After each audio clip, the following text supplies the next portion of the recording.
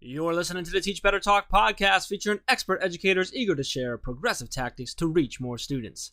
Teach Better Talk is created by teachers and fueled by passion. Let's get started.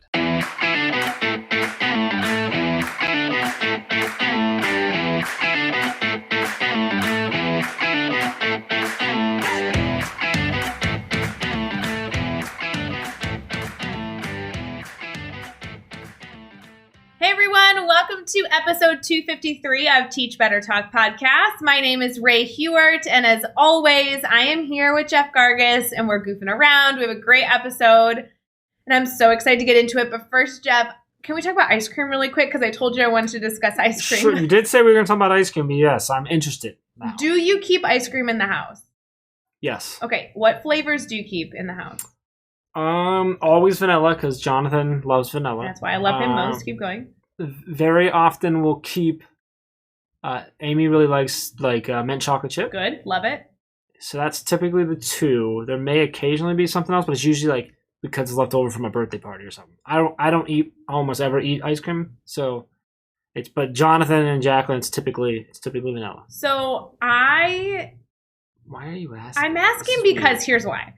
I hate grocery shopping, but I've been grocery shopping online and getting it delivered to my house through Instacart, which is the most genius thing since sliced bread. And I was thinking, I'm not a sweets person, so I could get ice cream and I'll have a little bit here and there, no big deal. Jeff Gargis, I've consumed so much ice cream over the past week. I feel like I need to admit it so that my network can hold me accountable. Otherwise, I'm going to turn into an ice cream Sunday. I'm just going to turn into one. So today was cookie dough. Anybody cookie dough? Really? Ooh, cookie dough's good. So when I have to make what we call in our house emergency runs, which is when Daddy goes to Dairy Queen to get blizzards, Amy typically gets the cookie dough. That's which makes sense that you like cookie dough. Because I love Amy. Here's what I'm thinking though. I want the cookie dough ice cream. I take it out of the fridge being ooh, I can't wait to try some of the cookie dough pieces in the ice cream. So why am I buying ice cream? Why don't I just buy a bunch of raw cookie dough and save myself the calories? That's what I was going to say. Instead of the ice cream, I just want the raw cookie dough. So I think I need to not ever buy ice cream again. I have 2 tubs of it in my house, mint chocolate chip and cookie dough. And then I think once those are done, I'm going to be on a ice cream hiatus and maybe only go cookie dough. Ooh, do you want to go? That's what I'm thinking. Is that okay? Do you want to cut it out? Do you want to follow my plans for cutting out? Because I've cut out. I haven't had cookies in almost 3 months. I think you're confused. I don't want to cut it out. I just don't want to turn into a ice cream Oompa Loompa. That's really. You just need to take at least a week break. That's all you're looking for. Just a quick little. Or break. I imagined having it and once or twice a week getting a small little scoop and enjoying it. At the end of the night. That's not what's happening. Can you buy smaller? The little single serve cartons or something. Ooh. Because you'll be less likely to open up a second one. And you could be I finished it, I'm done. But you would have a lot less than if you sat there. Because I'm picturing you right now with the decent sized one, and you get the big spoon. Yes, but not the normal spoon. You get the soup spoon, I know. The ladle. But it's bad. So then my other thinking is, and tell me if this doesn't make sense at all, and then we have to talk about something else. Any theory on buying a flavor I don't really like? That way I don't eat it as quickly? Just don't buy it. I can't. All that's going to do is you're going to have it sit in your fridge and then you'll just eat the ones you like and go buy more of the ones you like. I think I'm going to buy the most obscure flavor and that's the only ice cream I'll have in the house. And that way I won't eat it because it's I have ice cream. But I don't like it, so I just won't. So guys, if you are listening right now, I want you please to share out your favorite ice cream flavor when you take a screenshot of this episode and tell us what your favorite ice cream flavor is. Because I won't get the ice cream flavor you recommend. See how this is reverse psychology. I like it. Mm-hmm. All right. Are we done talking about ice cream? Yeah, I do want to talk about the Come Back Better package, though, before we get into Kari's episode. Because Kari's episode was gold, but the Come Back Better package is a huge thing going on right now, and I don't think we've really talked about it. Yeah, so these are, we actually launched this back last summer. Yes. Which was, it was around the idea of, hey, everything was kind of crazy last spring of 2020. We need to come back better in the fall. And it was that was a response to us having a lot of conversation with current partner schools and those that we were talking to, people in our network of hey, how do we do this? How do we come back and not just survive, right? Mm-hmm. because we were such like a survival mode. We kind of like this year has kind of been that at times too. And so we've been talking more and more about the schools that we'll continue to work with, the teachers we continue to work with, and it's this idea of like, look, I know things are looking better, right? And it's sure, hopefully, is going to continue to go that way. But when we come back in the fall, we have a whole lot of problems that were already there before the pandemic, and some more problems that are either new or heightened because of everything that we've had to do, and all this stuff, learning gaps, you name it all. The list goes really, really long. So we still need to have this focus on coming back better. So we relaunched this idea and created these specific packages that focus on specific areas that we can come back better in. Each package includes a variety of things, including like a keynote kickoff, a workshop session, a whole bunch of follow-up and additional resources. They feature a bunch of our Speakers Network speakers to come get your not only get your staff and your school excited and inspired, but also deliver some really strong value and things that they can put into action right away. And that includes, like I said, workshops and follow-up sessions with the team to help not just be a one-off thing, but be an actual implementation of something into your school, into your classrooms to actually really help you actually come back better and continue to stay and continue to be better. And that's really the focus on it. So everything's at teachbetter.com/comebackbetter. You can see the different varieties. And the best part about this is like we have a bunch of packages already created and specialized, but every single one of them, we work with the school to customize to really address their very, very specific needs as well. So, Jeff, I am going to put you on the spot because I was going to say what my answer was to this question, and now I'm going to ask it to you instead. Do you have a favorite package? Because I have to tell you, if you scroll through the Comeback Better website at teachbetter.com/comebackbetter, there are so many package options, and I feel like as you scroll, they just get better and better. So do you have one that like sticks out in your mind as like, ooh, yes, they're all good, but I really like this one?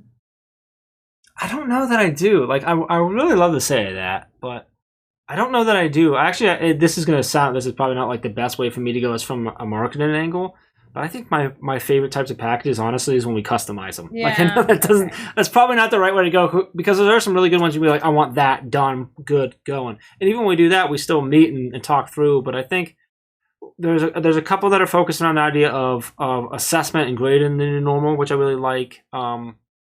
There's one that blends the grid method in, which is I always agree with. Me personally, I mean, this is why it's the package that I'm on, quote unquote, is around marketing and rebranding your school, which I think is really important. It dives into the communication and how are you working with your audience to build the right kind of community and culture around your school and how you're pushing that out and sharing that with people. So I'm going to say me. Can I say me? No, is that okay? I mean, yes, you can say you, but I think what I like about the things you've named is we really have given a variety, not only for full staff, which is kind of like all the examples you gave would be awesome for your entire staff or teachers. We also have really strategic ones that are just for your coaches or just for your admin leadership team, or maybe it's only for your classroom teachers because you want to focus on a specific area. So I really loved that we had a variety of all kind of different, like you said, I like that it's customizable for that reason. It's fun. Yeah, I mean, essentially, like, whatever you need, like, we got you. Like, that's essentially what it is. Well, like, and dude, whatever you think you need to focus on to come back better, we've got you and we can support you. Well, and if you look through them, like, Mandy Freilich is a part of one, Trey Gamage, Dr. Shemaine Bertrand, Joshua Stamper, I mean, Caitlin Giordano, Dr. Neil Gupta. I could literally go through. It's every single person on the Speakers Network, a lot of the members of the team, all just trying to facilitate great positivity and solution-minded thinking. So super fun. I'm glad we're able to talk through that because it's a big thing going on right now, and I get questions all the time. So I figured, hey, why not talk about it on the podcast? Yep, I love it. Yes, so teachbetter.com/comebackbetter for all of that. All right, this episode, we're going to do it really quick. You all know and probably already know and love Kari Pitstick. She is our digital content coordinator. Is that her title? She's awesome. I should know that better. She runs everything. Yep. How about that? Yep. Kari's the boss. She's 7th grade ELA teacher. She works with us here at the team. Can't believe it took us this long to get us on, but we love her to death, and you're going to love this episode. So let's get into episode 253 with Kari Pitstick. Hey, what's up, podcast? It's Jeff. Don't worry, I'm going to get you right back on the episode. But before we do, I just want to make sure that you're aware of a brand new course over at teachbetteracademy.com, and that is Strategic Student Conferencing. Join Ray and Dr. Dave Schmitto as they explore the 5 essential elements of maximizing student conferencing sessions, with the understanding that every educator in every school building, in every community, and every subject area will support students differently during student conferencing, and that's okay. It's time to be strategic with our questioning and the time we have with our students. Fill up your toolbox with strategies you need to make the most of your conference time as quickly as tomorrow. Get it right now over at teachbetteracademy.com. Use the code PODCASTTALK. Save 25% right now. All right, let's get back to the episode. All right, we are here. We are chatting with Kari Pitstick. And Kari, how excited are we to have you on the podcast? I don't know if there's a scale at which we can measure that. You've been part of the team for, I don't even know how long now. I'm sure I probably think it's much longer than you actually have been.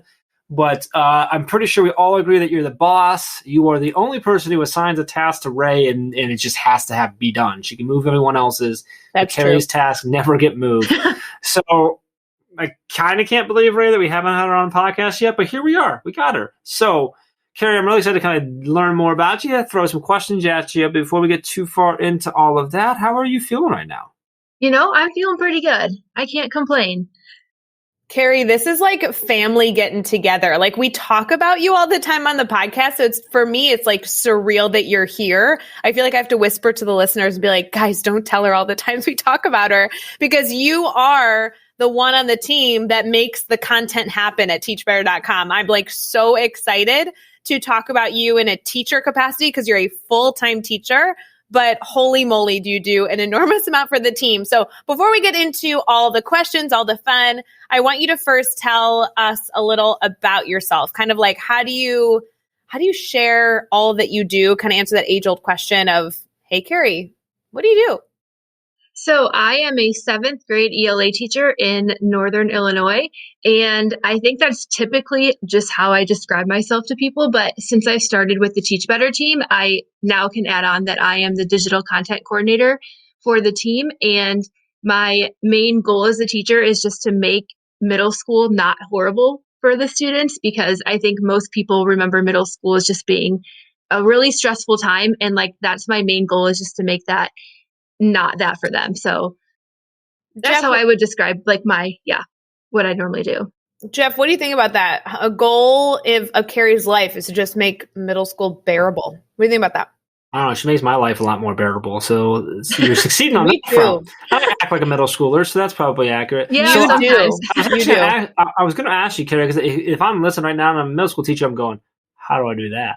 So, Kari, like, what do you focus on? Like, where does your focus go when you're thinking, when that's your mission of, obviously you got to teach the content and everything too, and you're teaching skills and everything like that, but what do you focus on to make it not horrible?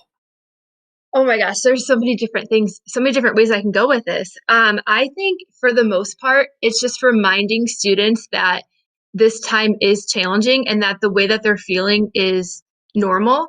And it's nice with ELA that we start each day with independent reading. And I think for so many students to be able to know that they're coming to class and get that time just to like sit in the quiet and read a little bit. And I think that is kind of a good way to start the day. And just taking time to talk to them about things that is not content related.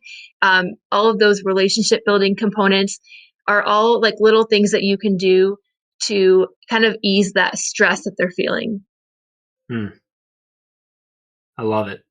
I almost want to keep going into my next question that I think some people, if they're familiar with the team at all, they're familiar with the blog and how many posts we put out and stuff, now they're kind of twisting it. So, okay, so during the day, you're trying to make middle school not horrible for students. You're trying to groom the future leaders of our world.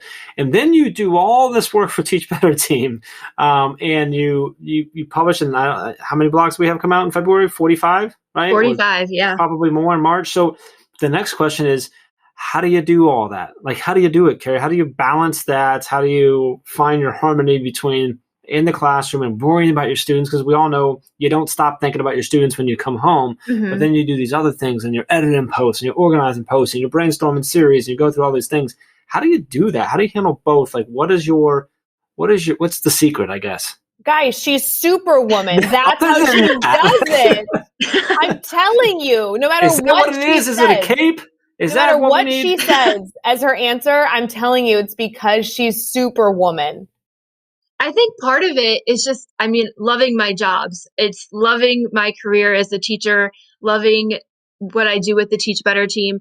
But I think like a more like logical answer is just being organized and kind of planning out what you need to do every week.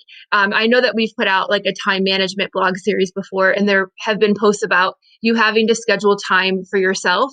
And so I know that at every night at, 9:00, that is my time to shut down the computer. I'm going to read before bed. I have, different things that I schedule into my personal calendar that is time for me. And then anything else, I'm more than happy to put into work and anything because I love what I do and it honestly doesn't feel like work. So I think that's why I don't mind putting in so many hours every day because I truly just love what I do. I love it. I think you nailed the two biggest points there is that find something that you love doing and then set boundaries and stick to your boundaries and pay attention to your time and where it's going. I love that you have that very set time, specific time that, hey, this is what I'm doing. I'm reading before bed. I'm giving myself some of these other things that I love in order to continue loving what I do. So I love that. Perfect answer. So, all right, let's get into one of the questions we ask all of our guests. I always say it and always true. It's one of my favorite questions, which is asking about a failure and overcoming that. So can you share a time with us that you've had a failure that you've had to overcome? Share with us what happened. How did you overcome that? And what did you take away from that experience? I'm going to take this in more of a general sense. Like I was just talking to you guys earlier about, I think early in my career, just taking things too seriously. I think as a teacher, you're always going to have times when things don't go as planned, whether it be a tech issue or a lesson that doesn't quite go how you envisioned it. And early on in my career, I would kind of take it hard on myself and really think that I did something wrong in the planning or that it was my fault that something had gone wrong. And then also, like when you're stressing about something, I feel like that energy, the students can see that and they can feel that. And I think the more that you can try to not take it very seriously and just know that things are going to go wrong and it's okay. And that's how we learn and grow. And then to show that to your students. So I've kind of taken it from an approach in my past of like things going wrong and being stressed about it to telling my students, all right, things are not going well right now, but we're going to learn from it. It's going to be okay. And I think having that positive mindset is a better energy to have in the classroom. And then the students can see that it's okay to fail. And then when they're doing something, they also kind of carry that mindset over that it's okay for things not to go right. And I think that helps them too with their, as a person in academics. And so I just think that is something that I've grown as an educator and that I would kind of make that like a piece of advice for anyone in education. Just like, don't take it too seriously because things aren't always going to go right. And that's okay. I love that mindset, honestly, Kari, because we were joking about it before we started recording because you took your headphones out of the cup that was in and it was like all tangled and we're like laughing about it. And I love your approach because I think it's very much like a confident teacher approach to just laugh at things when they don't go well and problem solve in the moment and show your students that you're a real human being and you make really great choices. And then there are silly things and bumps and bruises that happen along the way. And if we have this mentality of like laughing through it and problem solving and being a team, it doesn't really much matter what goes wrong because we'll always be able to get through it. And so I love that was your approach with that question because I think that it gives people permission to just kind of relax and enjoy. Do you know what I mean? Exactly. And it's been just so much better, even just for just going through day-to-day things and just knowing that you're not stressed about what could happen because you know that if something happens, that it's going to be okay. And I love being able to go into school, not even having to stress about what could happen. It's taken a lot of like that stress off of what we do every day. Absolutely. So when it comes to all the things that you do, right, not only in your classroom, also with the team and everything in between, I was excited to ask you question 4 because question 4 is all about what's getting you excited right now about education. And I like to think of this as like, what's fueling your fire? So if you had to identify what's going on right now, either with what you do or education as a whole, that's really exciting, what would be your answer for that? I think probably thinking about grading. I feel like, like the whole like Caitlin and Dave, what they always talk about. When I first started teaching, everything was points. It was like you did this little thing and you get 3 points for it just because it was 3 questions. And there wasn't really a reason for what we were doing. And I love now that we're focusing more on the feedback piece, where that's how students are going to learn and grow. And so I'm loving how conversations are happening about grading. I still think that we have a long way to go in terms of education, in terms of my school in particular and my team. But I think I'm very excited about the conversations about grading, because I think it's going to help students see the learning that is happening and not be so focused on like how many points you got on something, where they can look at, a proficiency scale or a rubric of some kind and say, here's where I'm at. And I know that because of this feedback. And they're not worried so much about how many points they got, because we're strictly relying on that feedback. So yeah, I would say the most exciting thing in education right now that I'm loving being a part of and observing and kind of sharing my thoughts when I'm able to is just, the idea of grading. Well, and it's so interesting you went with that, because I couldn't agree more. I think that's been a lot of conversation, even just like internally on our team, is that we feel like this concept of mastery learning and being focused more on feedback than assigning a point being a huge deal.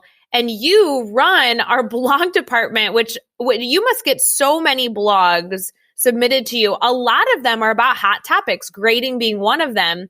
So in question 5, when we always ask people for advice, I just have no idea how you're going to do this one, Kari. So I'm like, just know that I'm your cheerleader here on this one. But legitimately, we put out a blog every day, if not multiple blogs a day.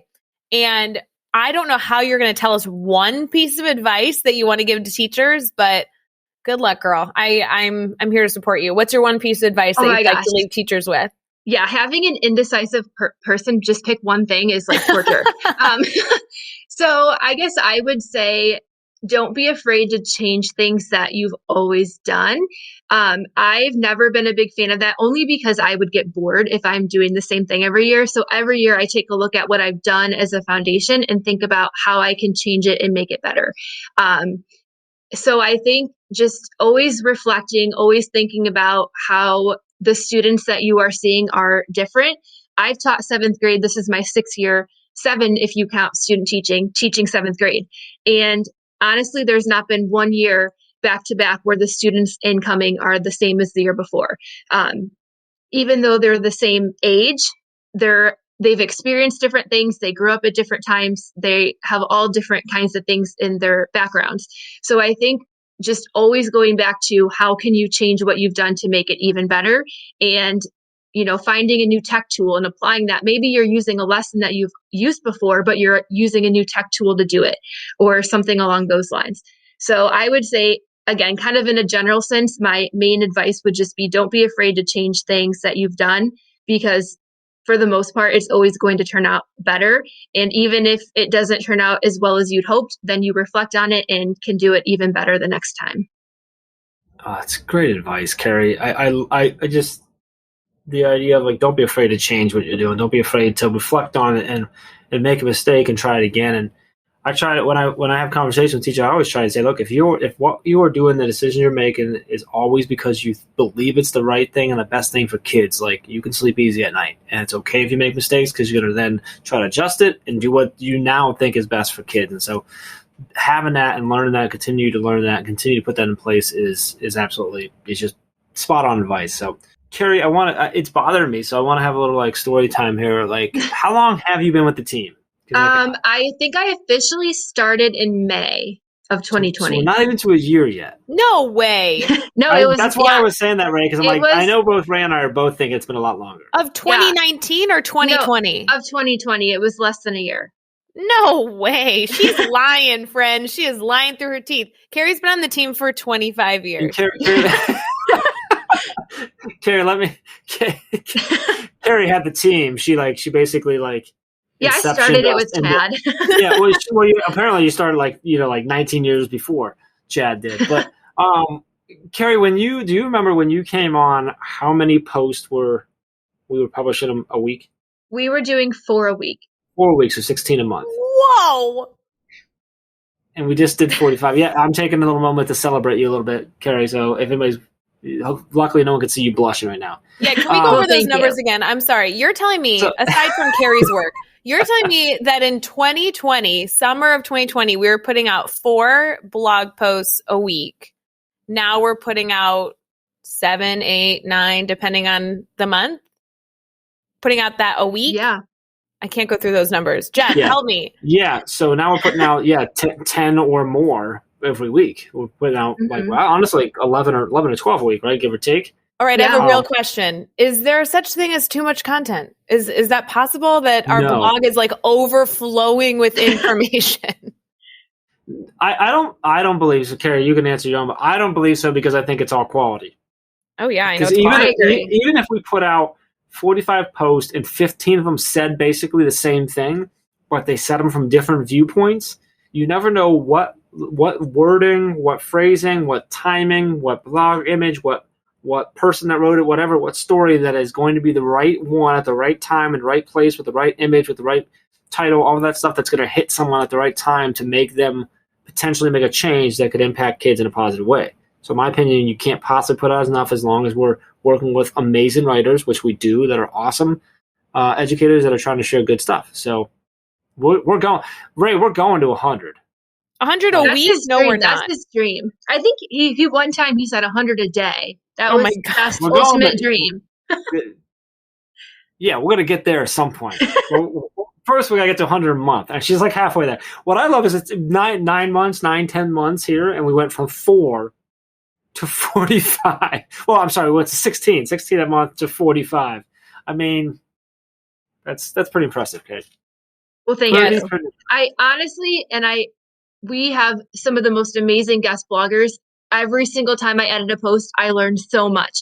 We haven't put out a single post that does not provide value to somebody. So honestly, yes, we're publishing that many, but that's because we have amazing people that are writing for us. And honestly, I couldn't do it without them because they're providing so much great content for us.